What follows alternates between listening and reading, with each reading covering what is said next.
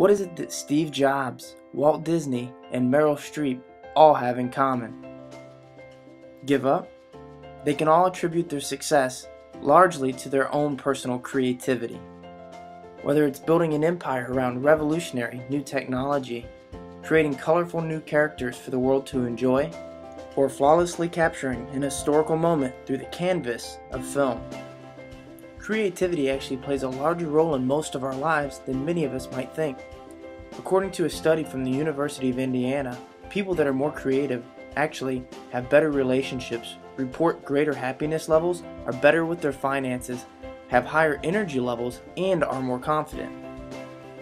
Hey, that sounds pretty good. But is there anything we can actually do to become more creative? The same study goes on to say that there are certain exercises that a person can do to make themselves more creative. And actually, it's easier than what you might think. Many of the exercises center around creating what's called psychological distance.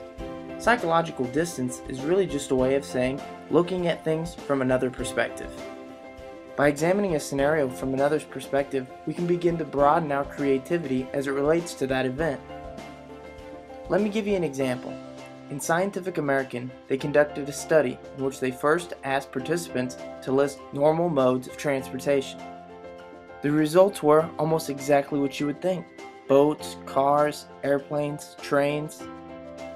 It wasn't until participants were asked to think of it from another perspective that answers became more creative and diverse. They were asked to think of it in terms of, if they were a prisoner escaping from jail, what modes of transportation would they use to get away? And the answers became much more different and creative. By creating distance between the person and the event, it allows each of us to think more creatively about the scenario we're involved with. So how can this work for you?